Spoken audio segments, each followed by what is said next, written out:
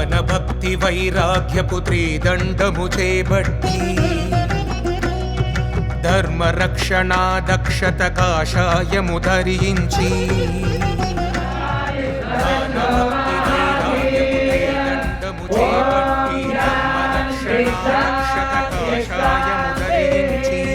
సారమైన బ్రహ్మసూత్ర భాష్యమందించి పరపీడను బాకువాడే వైష్ణవుడని ఘోషించి వస్తున్నాడల్లడుగో వైకుంఠము వీడి వైదిక ధర్మము చాటిన రామానుజమూర్తి.